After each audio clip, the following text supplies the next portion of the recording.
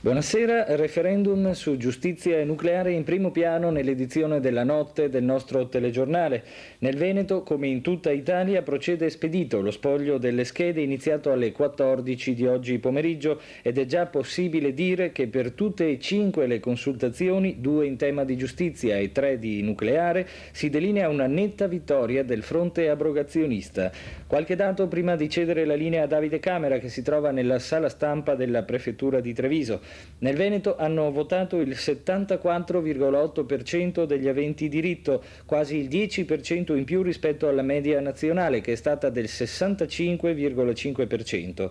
A Treviso la percentuale dei votanti ha superato il 71%. Dovunque, come si diceva, hanno vinto o stanno vincendo i sì. Dunque vediamo i dati definitivi, ripeto, relativamente a Treviso città, CIPE, che stabilisce dove ubicare le centrali nucleari. Per il sì, ossia per l'abrogazione, 74,68%, per il no 25,32%, bianche 6,20%, nulle 3,19%. Elementari Giovanni Pascoli a Santa Maria del Rovere di Treviso. Siamo alla sezione 55, un po' speciale perché in questo seggio ieri, a metà mattinata, si è presentato il primo cittadino Sandro Reggiani per adempiere all'impegno referendario. All'uscita 2 battute anche ai nostri microfoni sull'affluenza alle urne e sull'importanza di Treviso, città denuclearizzata.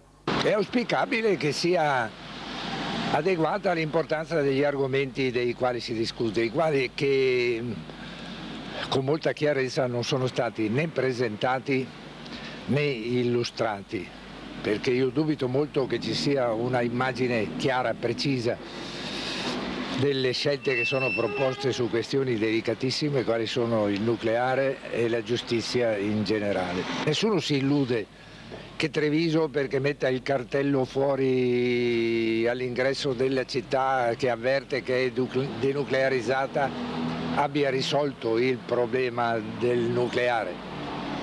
Però è un modo per diffondere, per dilatare nella massima misura possibile la consapevolezza di questi problemi e la esigenza di avere delle tutele, molta razionalità, molta misura, molta cautela.